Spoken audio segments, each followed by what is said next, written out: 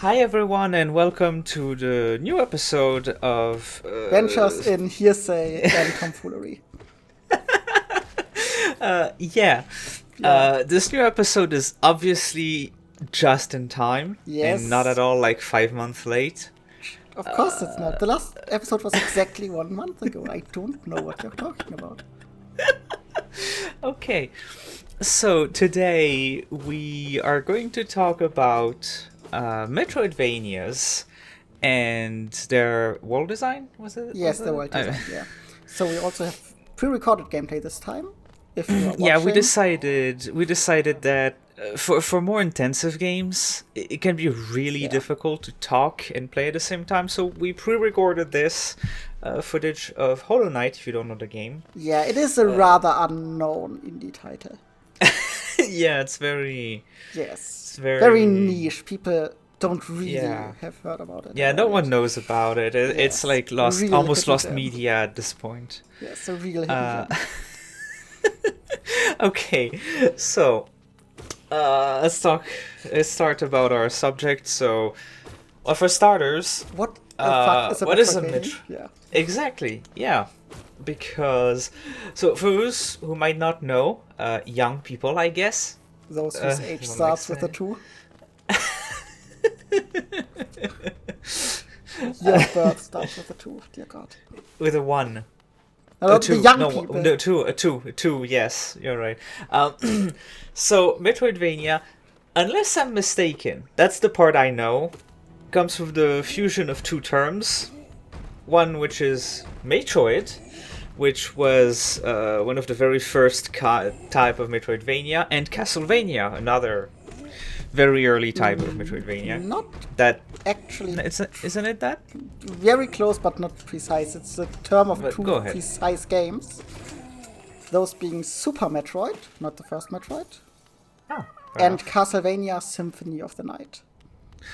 okay, yeah, I wouldn't know the specific. Yes. But yeah, fair enough. Yeah, the previous Castlevania games are more like action games, like level-based action games. They're more classic arcade. Yes. Nintendo, And also Super Nintendo hardest shit. balls. I mean, yeah, that's part of the deal. Hey, Myla, I think she's called. Uh, Yeah, she is called Myla. Myla, yeah. Yeah. So, anyways, you know more about this because it's more of the type of game you like, more than me at Yes. least. So, can you tell us about Metroidvanias, what they are? Well, it is by now a genre. Yes. It feels a bit like, Souls-like. But it is actually better defined. It is usually 2D platform-esque action adventure games with RPG elements. But like the difference is that it's like big on exploration. You explore Yeah. a big world usually without much direction. Like in Hollow Knight, you start the game and you get told fuck all. Yes. And progression is locked through either keys or abilities, especially with platforming. There's the double jump, the dash. Those are the wall jump, also very popular. Yeah. There's also sometimes, the use of key items. Yes. Can be literal keys, can be something else that allows you to progress the plot, or the more likely in the world. Lots of backtracking usually, Yes. because you have an entire world that you're going to kind of interact Ooh, with. nice environmental there. Yeah. And you mentioned the Souls game. I do want to specify that there's a bit of a debate around that. Is It's Dark more Souls that 1 a Metroidvania? to me it's more like it's inspired by it, clearly, because it has a world design that is very similar, but it's very different from the platforming Yes. exploration thing. There's exploration in Dark Souls, but it's a lot more. Dark Souls is a lot more linear. Yes, you explore Then a every game like, area once, and very rarely do you come back to like pick up an optional collectible. Like you could say in Dark Souls, you have to go down. How is it called again? Blighttown, and then you have to go back up because you don't have the ability to teleport yet. But I don't count that as backtracking as much as it's just Time wasting. we want you to suffer twice. Also, there's a pretty big shortcut on the way back up Lighttown if you don't use the master key to get down. Yes. So you don't usually take the same path both ways. Yes. Because that would be suffering and pain. And more suffering and pain. But the difference in the two is more like, where's the focus? And Dark Souls, my focus is, dear God, I don't want to die. And in Metroidvanias, the focus is, where are all my walls, where can I progress? And where are the secrets? What things can I discover? For example, this guy is never explained until you meet him. This is the guy in Hollow Knight that gives you access to a map where you don't have your position indicated in it. So you don't know where you are unless you can recognize where you are in the map, or you can buy what is called a charm in this game to indicate where you are on the map. Yes. And that's very common for Metroidvania. A lot of them will show you a map, not necessarily show you where you are, or they will show you the room you're in, but not necessarily where in the room you are. That is usually more of a technical limitation. Modern Metroidvanias either are cryptic like Hollow Knight, and I want you to know that I have zero issues finding where exactly I am on the map. Hollow Knight actually makes reading the map a skill issue. Yeah. Okay, for information, it's me that is playing, and I'm a lot less... I love, Metroidvania on concept, but I'm not good at platformers. It gets better, I promise. I get back into my footings afterwards, but at first it can't. Once? Because I thought I didn't have time. That's very fair. But anyways... That's what Metroidvanias are. They're based around exploration, moving around, finding places, and usually you don't have a lot of information around what you're doing at first. At the very least, it's really just about figuring out the world, everything. And some of them can be, but they're not usually that combat focused. At least Hollow Knight isn't. You can see that the combat is very basic. Or people would disagree and tear you apart there. Maybe, but I think for Hollow Knight the combat isn't complicated. Oh, the Hollow Knight's combat system. Oh god, people can and will talk about that for hours. Yeah, but I'm pretty sure you also have... Is very basic. Yes. And that's what I mean. But the combat system in general is very deep with the lot of charms the game has. Yes, but the gameplay of the combat itself is very simple. Yes. That's the part where you deep into RPG mechanics, with the charms giving you different advantages and things, but in itself, you just have a hit, and you can hit down or up, and you can do a couple of moves. I would not call charms an RPG mechanic, actually. I think it's close enough. For me, RPG is always connected to number go up, and charms are the opposite of number go up.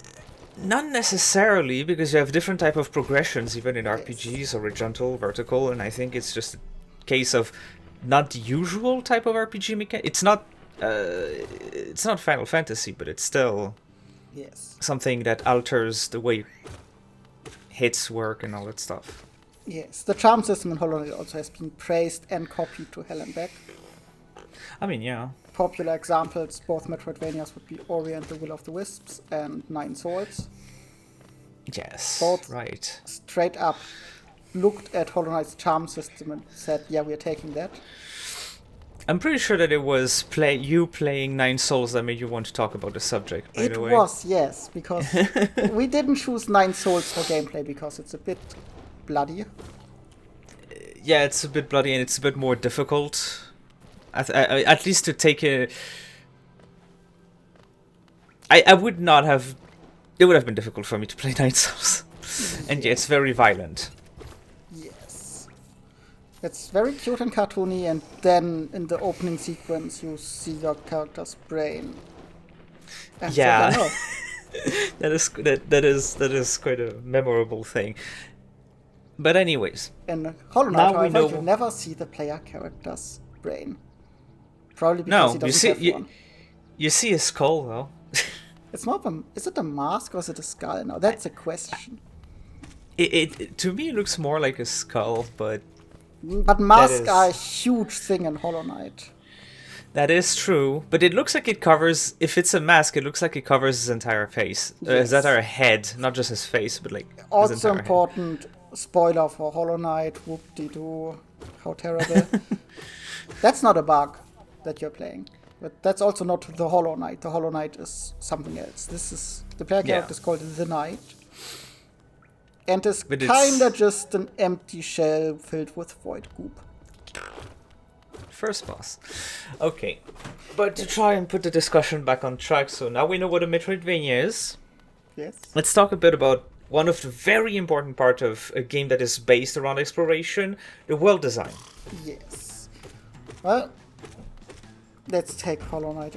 Hollow Knight actually is a really great example for Metroidvania worlds, because it is quite large. It's not huge, it's not an open world game, of course. It's very intertwined, different regions. That's also a very big factor in almost all Metroidvanias. There's multiple regions that have different looks, different special attributes, their own enemies. And they are all connected back into each other, and you need to like loop around and know where you are to maybe solve some puzzles, find all the collectibles. And it's chock full of secrets and things you can only reach once you have more keys or like abilities. Yes. Yeah. And it's something that those games have to do, which is kind of let you see. Games do it in different ways. There are some Metroidvania that will show you, like, you reached an area where you need a new skill, and it will mark it on your map. Hollow Knight doesn't do that. No. But a very good example, actually, of the level design and the world design of Hollow Knight is this playthrough that I'm doing, because when I went into playing it again, it's not the first time I played Hollow Knight, but it's been a while since I played this game, and I basically kind of went to the normal progression. I think that is kind of expected. Kind of went the whole way around, and then went to meet the false knight. I think he's called. And I did all this and managed to find myself around the map just based on that alone. Yes. I wanted to go by the the easy baby, tell me where I am little charm, but I didn't do it. I don't think you actually buy it from Celubra. Yes, you can. Oh, I thought it's sold by Sly. Celubra is the wife of the cartographer, right? Nope. Who is the... because I'm talking about buying it from the wife of the cartographer. Okay. Yeah, but like, I thought you meant the shop you tried to jump up just a second ago. No. It was later on. It's later on that I wanted to go buy it, but I ended up not having enough money, and so I just used the map like a big girl, and I managed to do it because once you just take 5 seconds to read where you are, it's really recognizable, and the level design is really good because every place is recognizable. Every new area has a completely different team. Yeah. The game also does sell you custom pins you can use to mark things when you can't progress yet.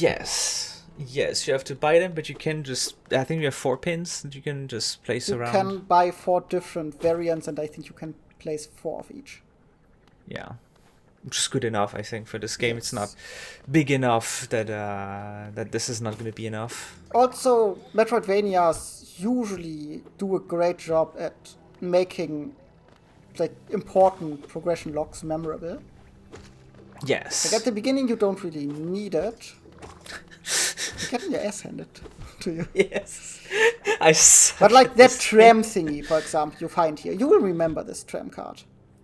Yeah, yes. I did remember There's it also when a I dark saw room. it. Yes. And if you ever get a light, you will remember, oh, hey. Yes. Those are classic. And there's many of them. Even in Dark Souls, we can point at some of them, like Sense Fortress. Oh, yeah. You know, you arrive at Sense Fortress and this entire thing is closed. And once you see it open in the cutscene, you're like, hey, I know where this is. I passed by this place, and very likely you went up to the yellow door. Fog gates, to quote the Or the yellow fog half gates in of Dark Souls people like less. Yes. it's very important. There's usually more hidden ones. For example, I don't remember where they are exactly, but in this run, I encountered places where I couldn't jump across because the ceiling was too low. But you later unlock a dash that you could then use to go across and probably get some more money or a small bonus. But you do remember them, and if you ever see them again, you'll be like, ah, yes. I will go there. Yes. But something that also goes with world design is a big important part of Metroidvanias and also of Dark Souls. We can talk about that in Dark Souls. The interconnectivity of the world. Yes, and I might already sprinkle a bit of backtracking in there. Yes. That's one thing people can't seem to agree on. Yeah, I struggle a lot against that guy. I'm not good with someone with shields. Backtracking is inherently part of Metroidvanias. There are some examples, like I think Metroid Prime 2 or 3, I think requires very little backtracking, and I personally would have hated that. I never played 2 or 3, I only played 1. So no, absolute heresy. Shame on me. I can speak on that. I've never even played a Castlevania game in my life. So, but yeah, the interconnectivity. So, it was kind of a new concept back when Metroidvania became a thing, because most games were worked by level. You had level 1, level 2, level 3, or the worlds in Mario, and interconnectivity is a simple thing. You start in a world like, for example, here, we're in the Forgotten Crossroad, and then you're gonna finish what you're doing here. You're gonna beat the boss. This is ridiculous, by the way. You can see me panic. And then you're gonna move to the next area that is a completely different color, completely different theme. But then from that area, you can also circle back to the first area you were in. And sometimes progression isn't necessarily going to be in a new area. Sometimes you're going to do a new area, and all you're going to unlock from that new area is just a way to go back in the old area and progress further. Yeah. And Dark Souls is an extremely good example, but an even better example than Dark Souls is Bloodborne. Oh? Because if you think I'm not going to talk about Bloodborne in the video about Metroidvania, you're mistaken. The world of Dark Souls and Bloodborne is interconnected. It's probably one of the first mind-blowing thing if you play Dark Souls for the first time is when you find your first shortcut back to is it Firelink Shrine? Yes, yeah, it's Firelink from Shrine. From the Undead Parish. Yeah, it's kind of a mind-blowing moment the first time it happens. Yes. Even modern gaming, I think someone that never played a Dark Souls or a Souls game or a Metroidvania before and plays Dark Souls and find that shortcut is going to be like, what? And it's also a very satisfying feeling. Oh, yeah. Because it feels like proper progression. You can see all the progress that you've made. And that's a very satisfying thing, I think. Yes, but like Bloodborne is rather linear, no? It is pretty linear, but it has a lot of interconnectivity with shortcuts back to where you were, back to not the fire, but the lamp. It is also pretty interconnected. More, in some ways, than Dark Souls 1, because once you reach the halfway point in Dark Souls 1, you get the ability to teleport, and from there the world becomes a lot less interconnected, because they can have you teleport. But Bloodborne also have teleportation, so it's Yes, Bloodborne is generally speaking less interconnected than Dark Souls. It's less interconnected, but I like it more than Dark Souls, so it's better. I mean, yes, same. Bloodborne probably has the biggest "whoa, I'm back here" moment when you climb out from the Forbidden Forest to your Sefka's clinic. Yes, that is a very. It also comes with a Snake Eater ladder, which is always satisfying. Watch me panic. You didn't see me.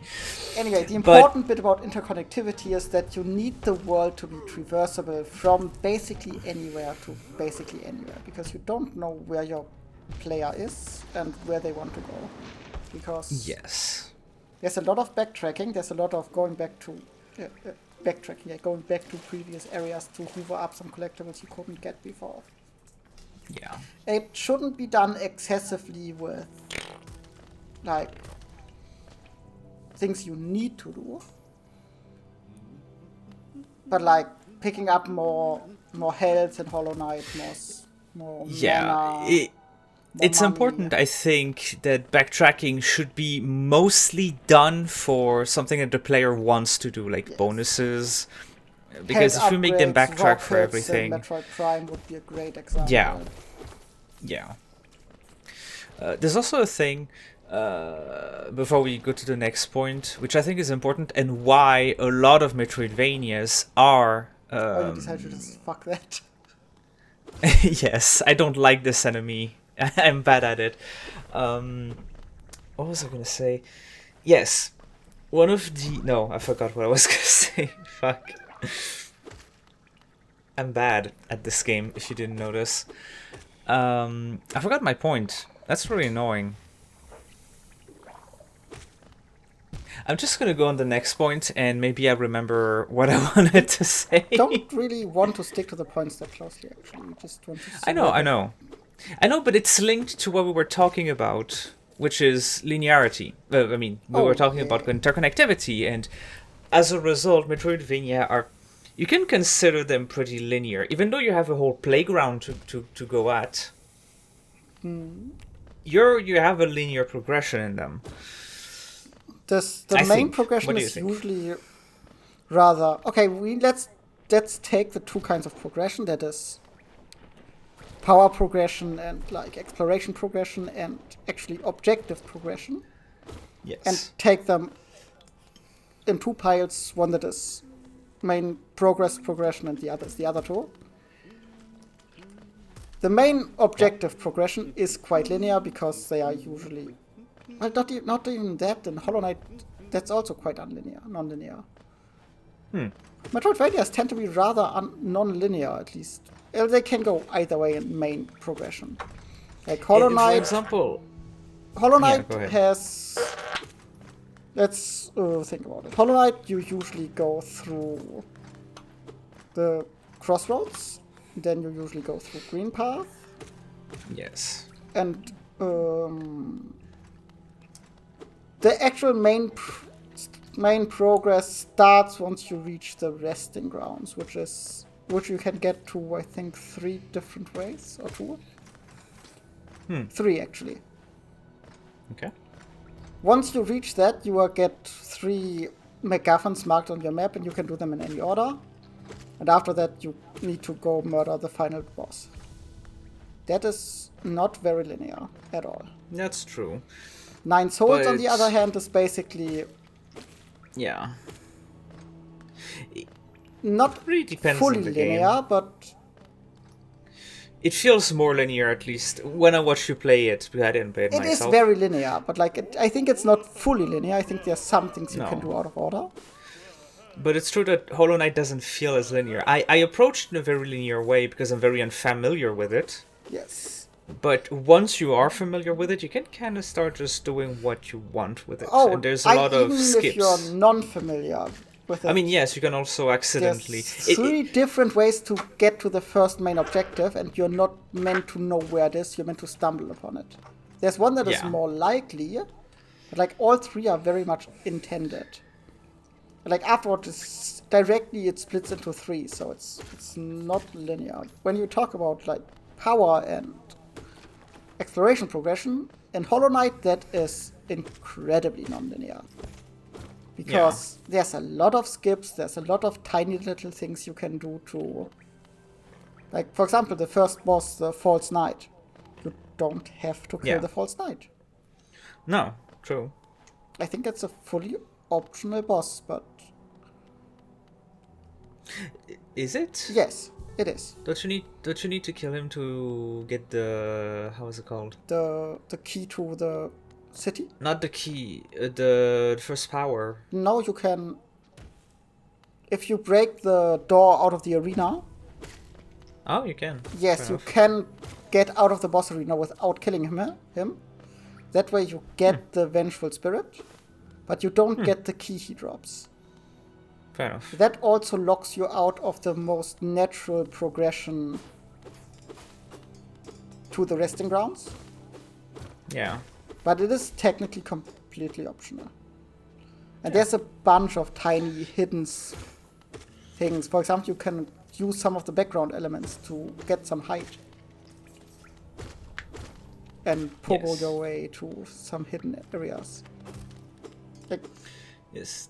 Hollow Knight is great at getting into places you're not meant to be in yet. But that's also one thing I think that's a bit of its downfall. Yes! And I will pass that right to you, because that happened to you. Like I said, it's not my first time playing this game, and I do actually like Hollow Knight quite a lot. I started playing it once on the Switch, and I actually got several hours in. I was having a lot of fun, and then the game punished me.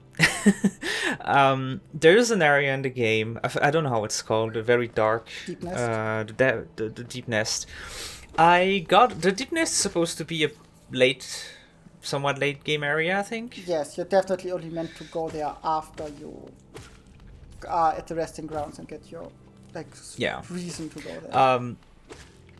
I got into Deep Nest accidentally after trying to fight the Mantis Lords and not wanting to get through the fight legit, quote unquote. I wanted to get the upgrade. You have an upgrade for your sword, your nail, Yes. and I wanted to go get that. And as I was on my way to try and find a place where you get it, I entered a secret room, and when I exited that room, that was literally in a hole, like an invisible hole in the wall. Like, I jumped at some point randomly, landed on a wall, like behind a texture, and was like, oh, I found a secret. I was happy.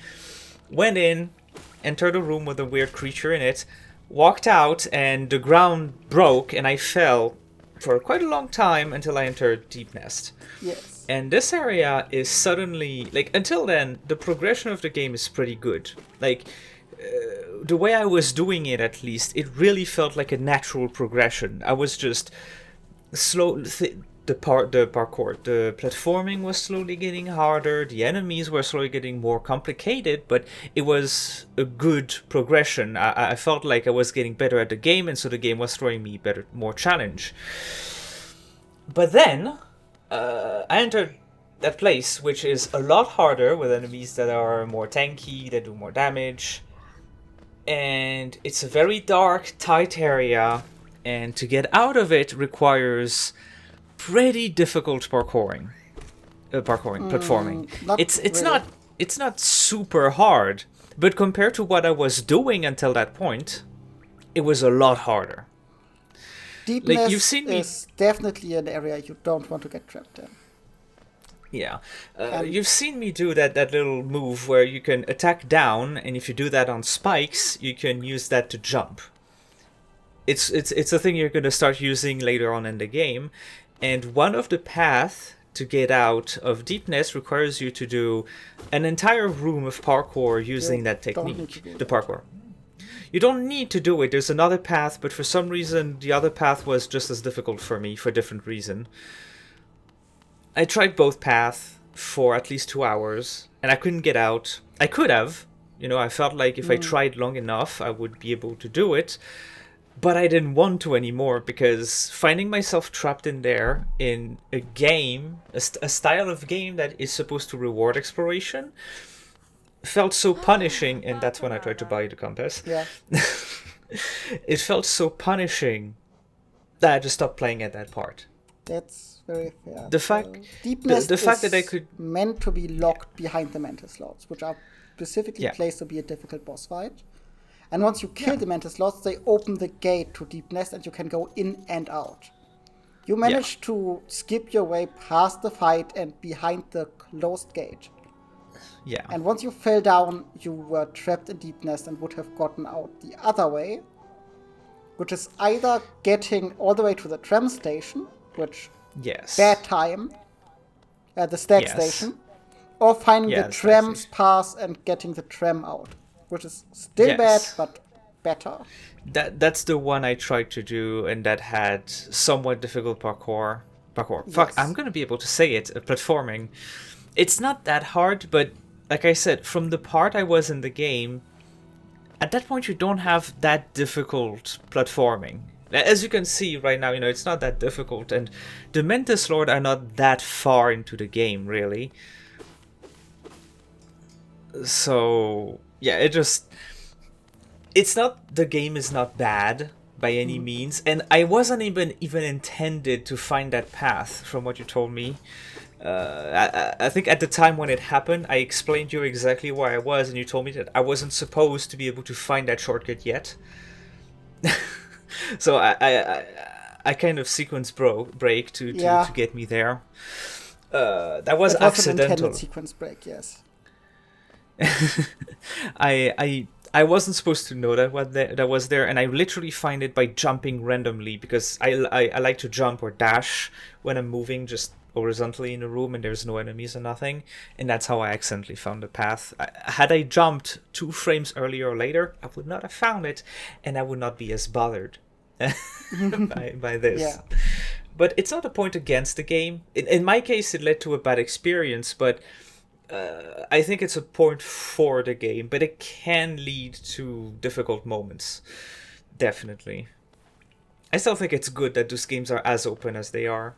Yes, but I don't think they fun. should trap you in one of the most challenging areas in the game. Not that way. Yeah. That felt really, really punitive. Like, I found a path I wasn't supposed to find, and I was so excited. I was like, oh, I found a secret! And then I just get reamed for it. Yeah, Deep Nest is meant to be an area you kind of get trapped in. It is meant to be that. I don't know whether you just got really unlucky. I honestly, I think I just did. Because I know when I looked for people that were in the same situation, most people that tried to help the person were just really confused as to how they got there. And they apparently got in the same way that I did. Yeah. So it seems to be just one place where the sequence break is just a little easier, a little too easy maybe to get. The issue is not that it's too easy to get. I don't think it should be there in this case. Yeah. Because I think you shouldn't need to fight the Mentis Lords to get into Deep Nest. Yeah. It definitely for me felt very unfair. Yeah. I don't want to be too hard on the game for this, because Hollow Knight is a very, very good game. and it deserves its status as kind of a classic. Yeah. But yeah, that is one of the design flaws in the game, I would say. One thing, I remember what I wanted to talk about, and it's linked to all that we talk about, is that the reason why, not the reason, but a side effect of most Metroidvania being 2D platformers is also that a lot of the tools that you get, especially for example in the Hollow Knight, a lot of them are traversal tools. And it makes the backtracking better and faster and more fun. Oh yes, mobility is. I think the best example for this is probably Ori. Oh yes. Because at first, traversing the world takes quite a bit of time, but the more you unlock, the double jump, the wall jumps, and all this, the faster you'll get around, and it makes backtracking more fun, and also more than fun, it makes it feel like progression, because you're able to, first time an area that would have taken you 15 minutes to go through, suddenly you're just breezing through it. It's very satisfying to be able to do that. Also damage upgrades and general power upgrades. That's also Dark Souls does that really well. Yeah, revisiting old enemies, maybe enemies that used to be bosses. Or just when your adventures take you, like once you get back up from Blighttown and you need to go to Thanos Fortress and you need to go to the Undead Parish, you have to absolutely murderize your way through it. And that area used to give you trouble. Yes. Something else, it's something I kind of noticed while I was playing Hollow Knight again. And I don't know if it's a norm in Metroidvania, because again, I haven't played a lot of Metroidvania. But at least in the case of Hollow Knight, the sound design, you know, the music and all this is more made to make it feel chill and relaxing than tense. You have moments you have tense moments, like boss fights are pretty tense. The music is a lot more tense and all that, but overall you get an experience that is more, the music, as you can hear in this moment, there should be music in the video, I hope, is pretty calming. I don't know if you've played more Metroidvania than me, so is it something you notice, like a theme throughout Metroidvanias? Can't say. I know that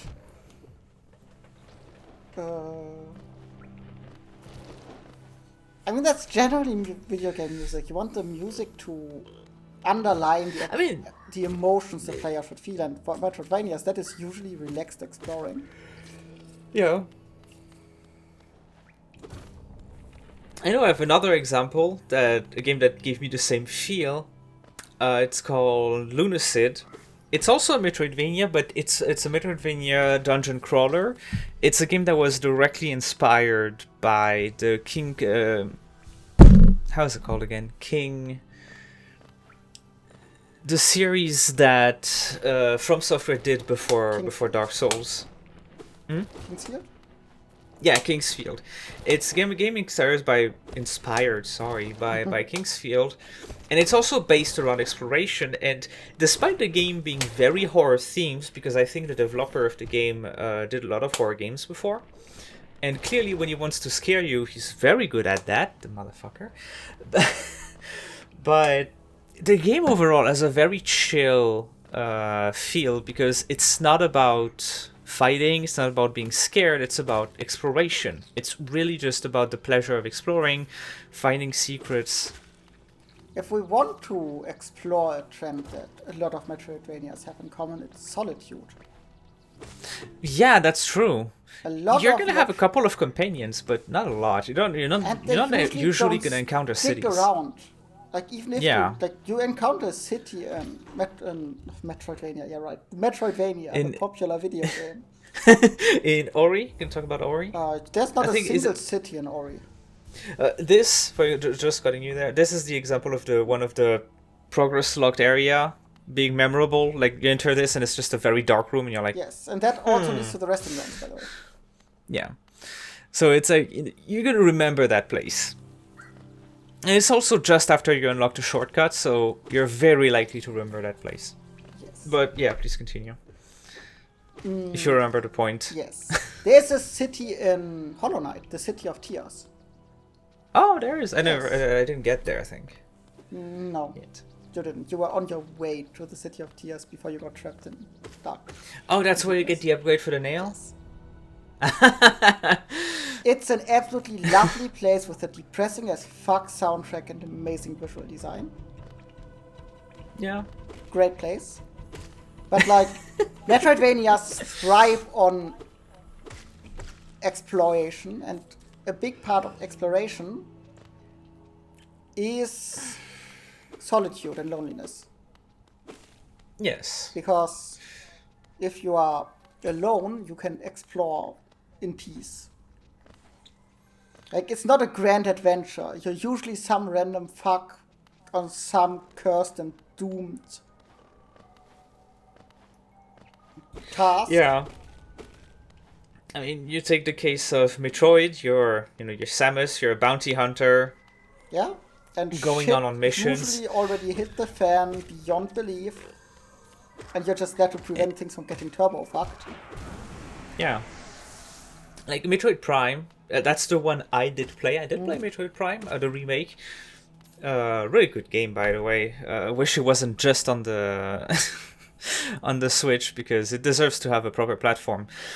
Oh, there's a really great mod for Wii emulator. Yeah, there's a mod for the Wii version where you can play it with keyboard and mouse. For the Wii emulator, yes. Yeah, that's the one you played, I think. Yes. And that actually makes it a really pleasant experience, not gonna lie. I also played it on the Switch, and dear God, it looks so much better on the Switch. Yeah. The Switch version is very good. I just wish you could play it on computer, you know? Oh yeah, understandable. But yeah, in that game, I don't think you even meet anyone actually. Nope. At least no. You only interact. You. You only you scan things and you interact with your your onboard computer, kind of. But you don't even talk to anyone. I don't think there's even a single person you talk to. You discover the ruin of a civilization. Oh my god, I'm getting my ass kicked again. If Metroidvanias have NPCs, they usually fall into three categories. Oh boy. Shopkeeper, who basically is a hermit living in their own little place. Yeah. Person living in the one designated safe space. Yeah. Oh yeah. Oh my god. Like was Dirtmouth is a safe awful. space, and there's Yeah. NPCs who move into Dirtmouth and hang around there a bit. Yeah. It's never like a huge bustling. It doesn't get revived. It doesn't turn back into its prime. And there's some NPCs who just wander like you do, but like for most of your time in the game, you are alone and you feel alone, and that's important. Yeah. Yeah. I do think it's a big part of the Metroidvania experience. There's also the safe space with NPCs is also completely optional. It's not in every game, no. I don't think Blasphemous has that. I can tell you Metroid Prime doesn't have that. Yeah, no. Metroid in general is an extremely lonely. You know, that's one of the things that actually put me off Metroid Dread. Is that I felt that game was extremely oppressive, with the roaming. Oh yeah. The roaming threat you need to run away from. It felt so oppressive. I just couldn't play it. Gee, I wonder whether this Metroid game that has Dread in the title is oppressive. Fuck you, man. I'm sorry, I could have seen that one coming. Listen, I played Lunacid, which looks like a PS1 horror game, and it's not as oppressive as fucking Metroid Dread. Yeah? I don't think there's a single good Metroid game where there's a lot of NPCs. I cut myself off before anybody brings up Metroid Yeah. Yeah, that's also important because that loneliness, first of all, it helps the atmosphere of not being a grand adventure. It's not 5 plucky lads going to save the world. There's a certain... I don't know what word to use there. I want to say dryness to the world usually. There's Not always dryness, a sort of desperate nature. The world is always dead, dying, or kind of bleak. Or sick. There's always something, and you're usually not set out to save the world. No? You're gonna get rid of a threat, you're gonna do something, but you're not gonna save the world usually. Even in something like... Some you absolutely do save the world. In some, yes, but there's always an undertone to it, I think, because the closest thing I can think of that, and even though I never played them, I know that in Castlevania, a lot of the time you're getting rid of a threat. Pretty sure one of the main themes of Castlevania is killing Dracula. I know that because I watched the show. The Netflix show. Excellent show, you should watch it. Yes, I will cut you off here because before... Otherwise, this is going to become the theme of the of the episode. But even then, there's a lot of darkness about how you come at it, because I know a little bit about the history of the family, the Belmont family, for example, that is used in a lot of games. And even though you get rid of a bad threat that threatened the world, it generally isn't a happy ending for whoever you're playing. Yeah, that's generally a trend for Metroidvanias. I can think of 3 Metroidvanias when one of the endings the player character is just fucked. Yeah. Like the normal ending for Hollow Knight has, and more spoilers, warning. The thing that is making this world corrupted is basically a bug god called the Radiance, that got dethroned by the person who founded this kingdom, and is now mad that she got dethroned. So the king basically did very ethical and nice things to find a way to seal that god away. Yeah. And it turns out that the vessel, the Hollow Knight, is not perfect and is indeed failing and letting the Radiance back out. So one of the endings is the knight, your little player character, taking the place of the Hollow Knight and hosting the Of the Radiance. the Radiance Hollow in Knight, it, and basically getting chained where the Hollow Knight was before. And that's basically the congratulations, you're fucked ending. Or Re-Ent the Will of the Wisps only has one ending, and it's a you're fucked ending. Yeah. Even Nine Souls. Nine Souls has two endings, and the good canonical ending is the you're fucked ending. You have basically the option of piss off alone, like piss off and do your own shit, and actually do the right thing, sacrificing yourself. Yeah. In both cases, in one case there's a happier part because you give hope to an entire people, which will flounder that hope because it's humanity you're saving, so we know how that goes.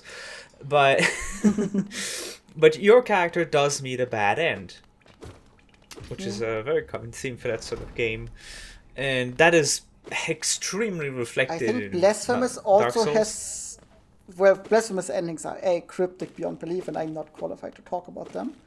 And I don't think they're exactly happy either. Yeah, but you did play the game, so you're more qualified than me to talk about Okay, listen, this. I feel like I need a degree in Spanish Christianity and the culture around that to even begin scratching that mountain of nope.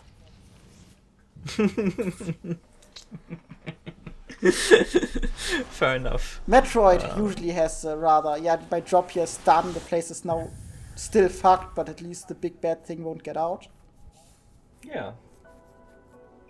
Yeah, Metroid... The baby. The baby. But yeah, also, let's wrap back around to Solitude. Solitude also allows you to set your own pace without it feeling weird. Yes. Yes, it's a problem, and I think that should be a subject of an entire episode, because I can talk about that for hours. Like video But, games, side quests, and time-pressing matters. The best RPGs out there, if you talk about the best RPGs, which one are you going to mention? You're probably going to mention The Witcher 3. You're going to mention actually good games, okay? Not like you talk about Chrono Trigger, The Witcher 3, like I said. You also have New Vegas. Can you think of others? I can think, for example, also of Dragon's Dogma. There's a lot of them.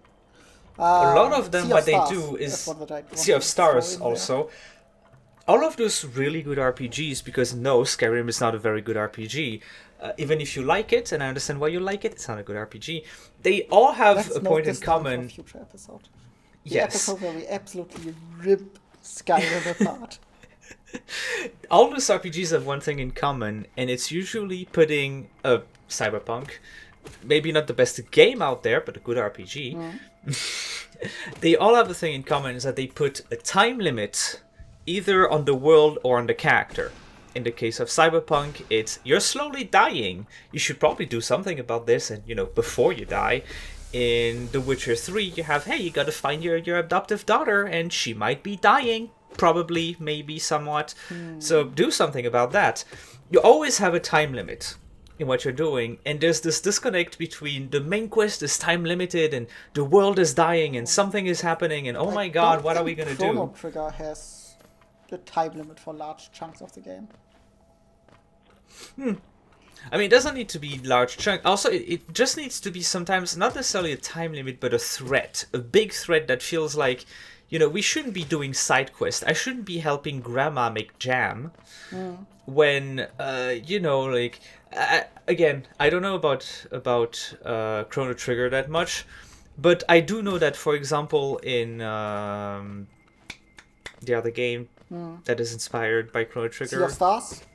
Sea of Stars, pretty not early, but you at some point get a fucking enemy that is like, yeah, with this guy that kind of wants to destroy the world for fun, and we have to try and stop him. And you know, you need to prepare for it. You need to do a lot of things to get ready to do it, but you can still go do side quests while doing that. Yeah. And it feels a little disconnected. The thing with Chrono Trigger is that the big threat happens basically in its own little time era. So it's disconnected from a lot of things because the big threat is happening at a set point in time. Yeah, but I still feel it brings a disconnect, personally, because if, you know, let's say I'm able to travel in time, and I know that at a specific time, there's a genocide happening. It's still gonna feel weird to know that in another time I could be eating a Big Mac and letting a genocide happen, technically, maybe not in another timeline. You know, it just feels like, personally, I wouldn't do that. Yeah. You know, and Also, that's the problem of a lot of games. As long as you put stakes like this, you can't. It's hard to justify Geralt going to help his friend build a brothel, which is an actual quest in The Witcher 3, in the middle of looking for your daughter that you just learned was seen with a guy that has for habit to torture women. I think Cyberpunk does it fairly well, where a lot of times the main quest straight up has downtime, where like I will call you back once things are ready. Yes, but the downtimes are really, really not that much. Yes. And if you want to do a like progression-friendly amount of side quests, you're going to have to put some quests on hold for that. Oh yeah. Also because you have a lot of things Also, going on at all times. Every single RPG has you doing side quests.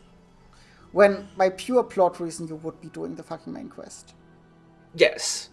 It's just part of the fact that it's a video game, but it does hurt the storytelling a bit, which is something that, to go back to what we were talking about originally, Metroidvania don't have because of this isolation. Yes. Because the world is dying, but it was already dying before you got here. Yeah. So it's not gonna. I mean, it's still dying, but it's not gonna die while you're here. You know, it's still in the process of dying. So you kind of got time to explore and do your thing. Yeah, it's very much everything happens at your own command because usually you're fighting something that has been there for a long ass time. Yeah.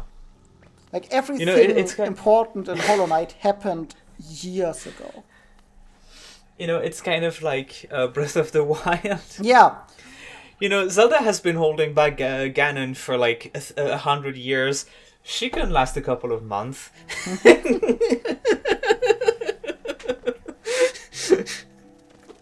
You know, Links need to build a modular house. It's very important. That's Tears of the Kingdom. Isn't Terry Town also, not Terry Town, but Terry also a thing in the original Breath of the Wild? Yes, I'm pretty sure but it was. you can't build your own modular house. Ah, that's a shame. But yeah, it does help, though it's not perfect. By the way. Yes, we're reaching the time. But I just wanted to finish with, for example, Nine Souls technically has another person, you know, working on a project while you're going through doing your plans. And it does feel a little... this is the time where I took a break in the video. It does come to the... I don't know, when you reach her at the end and she just happened... Spoiler for Nine Souls, but when you reach the big villain at the end and she just happened to be in the process of finishing her project right now, bit convenient, you know. She doesn't actually. She doesn't? No. Isn't it the thing that happens at the end? No. I'm mistaken then. I think it's mostly that she decides to take way more drastic steps to... Like, everything in Nine Souls happens because you, the player character, decide to go on your murder rampage. Fair enough. And Yeah, like that's the fair. big villain is still working on her shit, but like if you weren't there, she wouldn't need to do the big thing she does for the final end boss fight. But no, that does make sense.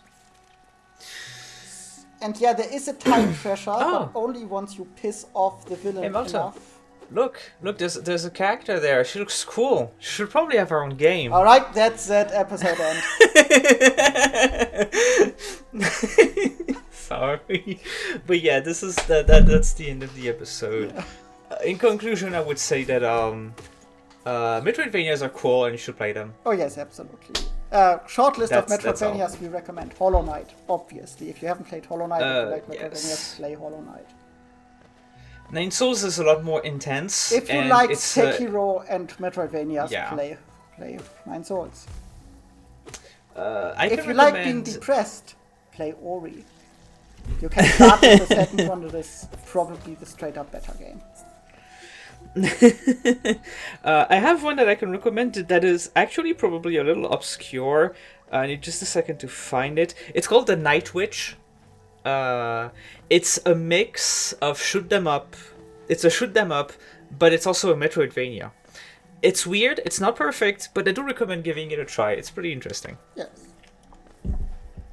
And of course, we can recommend the classic. There's several collections of the Castlevania games. I think there's the Advanced Collection that has the better ones, quote unquote, the ones I on do recommend on straight Game up Boy. Symphony of the Night. It is a great game. Yes, Symphony of the Night, and the other one, what is it again? The other very well-known one, Moon something. Aria of Sorrow.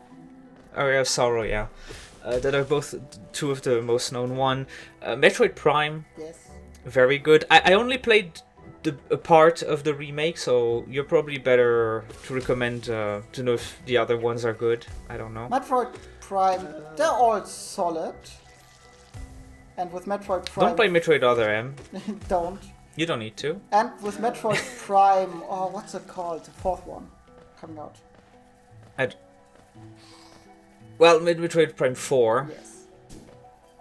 Don't remember how it's called, but it's coming out. Probably only on Switch, but Yes. you know, if you have a Switch, probably go for it. There's a good chance it's going to be awesome. Yes. Besides Other M, I don't think they've fucked up If many you like Metroid fucked Primes up so far. symbolism and fucked up visuals, blasphemous. Blasphemous. Yes. I personally can't think of any other. I mean, there's Luna Sid, the one I mentioned, Kingsfield inspired. You could also try your hand at Kingsfield if you want to suffer, but I don't recommend it. Yeah. Luna Sid is a lot more relaxed experience. And I think that's it for me. Yeah, I think that's it for me too. We don't want to give people too many games to play. Oh yeah, how terrible. Yeah. Yeah. So that's it for this episode of Venture and Hearsay and Tomfoolery. I think it was much better than the previous one. A lot less chaotic. Yes. A lot more organized, so that's Better good. audio quality. Is it? Yes, I'm no longer on my shitty headset microphone. Then the previous... I think you already No, had no, the no. microphone for the previous No, I one. didn't. You didn't? I didn't. I thought you did. Nope. I thought you did. Well, anyways, better audio quality. We'll see you next time. Yeah, Hopefully, see you in exactly 1 month for the next episode of the hopefully Ventures the and next- Hearsay and Tomfoolery podcast. next time we'll try. I want to try to make it not as long for the next one. Okay, absolutely. But yeah, thank you for watching. If anyone watched, and see you in the next one. But maybe Yeah. in 1 month exactly. Bye. Bye.